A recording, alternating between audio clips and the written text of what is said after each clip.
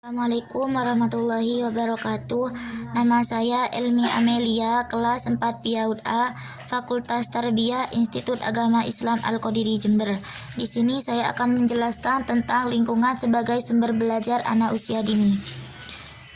Pengertian lingkungan sebagai sumber belajar. Sebagai makhluk hidup, anak selain berinteraksi dengan sesama manusia, juga berinteraksi dengan sejumlah makhluk hidup lainnya, antara lain berbagai tumbuhan dan hewan. Sedangkan benda-benda mati antara lain udara, air, dan tanah. Lingkungan dalam literatur lain disebutkan bahwa lingkungan merupakan kesatuan ruang dengan semua benda dan keadaan makhluk hidup termasuk di dalamnya manusia serta makhluk hidup lainnya. Manfaat lingkungan. Lingkungan yang ada di sekitar anak merupakan salah satu sumber belajar yang dapat dioptimalkan untuk pencapaian proses dan hasil pembelajaran berkualitas bagi anak usia dini. Apabila melaksanakan pembelajaran dengan menggunakan lingkungan sebagai sumber belajar, maka hasilnya akan bermakna dan bernilai. Manfaat dan jenis-jenis yang dapat diperoleh dari penggunaan lingkungan sebagai sumber belajar antara lain: 1. Lingkungan menyediakan berbagai hal yang dapat dipelajari anak. 2. Penggunaan lingkungan memungkinkan terjadinya proses belajar yang lebih bermakna. 3. Proses pembentukan kepribadian anak ke arah yang lebih baik. 4. Lingkungan menyediakan sumber belajar yang sangat beragam. 5. Pemanfaatan lingkungan menumbuhkan aktivitas belajar anak. Jenis-jenis lingkungan. Pada dasarnya, semua jenis lingkungan yang ada di sekitar anak dapat dimanfaatkan untuk mengoptimalkan kegiatan pembelajaran di PAUD sepanjang relevan dan dengan kompetensi dasar dan hasil belajar yang diharapkan dicapai oleh anak.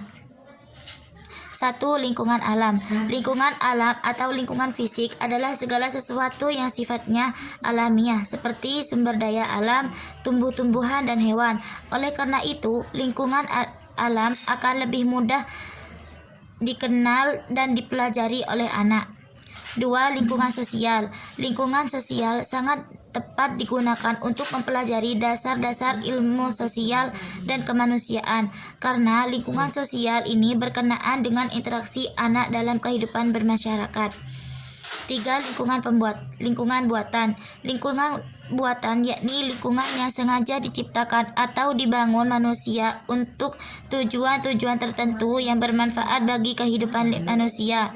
Lingkungan buatan tersebut antara lain irigasi dan pengairan, bendungan, kebun binatang, dan lain sebagainya. Perencanaan pemanfaatan sumber belajar lingkungan di PAUD. Memanfaatkan lingkungan sebagai sumber belajar yang juga memerlukan perencanaan yang matang agar anak mendapatkan makna dan interaksinya dengan lingkungannya. Langkah perencanaan lingkungan sebagai sumber belajar.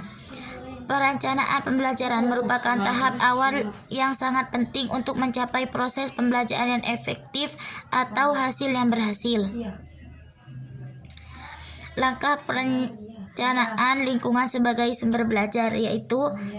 Menentukan tujuan yang harus dicapai anak berkaitan dengan penggunaan lingkungan sebagai sumber belajar. 2. Menentukan objek lingkungan yang akan dipelajari atau dikunjungi. 3. Merumuskan bentuk-bentuk kegiatan pembelajaran yang menggunakan sumber belajar lingkungan. 4. Menyiapkan hal-hal teknis. Cara pemanfaatan lingkungan sebagai sumber belajar.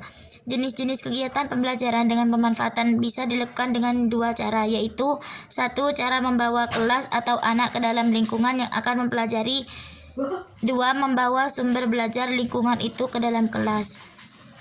Format perancangan pemanfaatan lingkungan sebagai sumber belajar. Perencanaan kegiatan belajar dengan memanfaatkan lingkungan sebagai sumber belajar tersebut dapat dikemas dalam bentuk matriks atau naratif. Mungkin hanya itu yang dapat saya jelaskan, kurang lebihnya saya mohon maaf yang sebesar-besarnya.